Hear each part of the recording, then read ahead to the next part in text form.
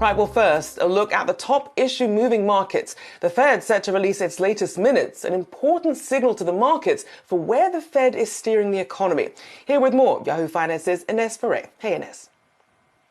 Hey, Rochelle, that's right. And those Fed minutes are really a glimpse into what the Fed members were talking about, discussing, where their frame of mind was at the time during that FOMC meeting that took place between January 31st and February 1st. After that meeting, the Fed announced that it was going to be raising interest rates by 25 basis points. These are backward-looking minutes at that meeting. But it's important because after that meeting, we had more economic data that came out. We had a hotter than expected CPI print. We also had a tighter than expected labor market for January, even though you had those seasonal adjustments. And more importantly, we had two Fed members who are non-voting members who said that they saw a case for a 50 basis point rate hike. And that is what recently has spooked the markets, because what will these Fed minutes show us? Are other members of the FOMC, the voting members, thinking about perhaps a 50 basis point rate hike? Could they possibly do that at the next meeting? Right now, the market is forecasting that perhaps the Fed will raise interest rates by 25 basis points each time for the next three meetings. But if the next one is 50 basis points, then that would certainly be something different for the market. And therefore, that's why we saw a little bit of downward pressure on the market over the last several sessions. And in fact, we could see even more pressure depending on what comes out of those meetings, so of those minutes. So they're very important in this case. Now, we do have PCE, that's the inflation read on the producer side, that is the preferred metric that the Fed is going to also be looking at before the next meeting that they have in March. So a lot to pay attention to when those minutes do come out this afternoon, Michelle. And speaking of things to pay attention to, what about energy prices? How are they moving this morning?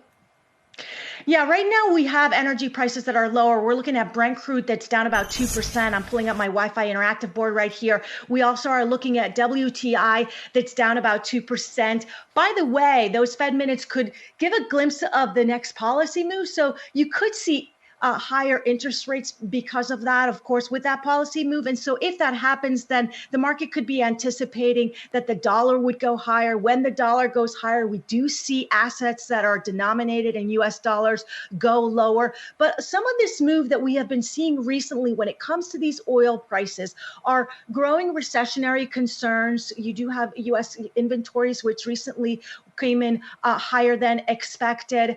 You also have had some firms recently that have been pulling down their estimates for where they see oil in the second half of the year. Morgan Stanley cutting its forecast for the second half of the year for Brent, saying that now it could reach $90 to $100 a barrel. Before it was $100 to $110 a barrel.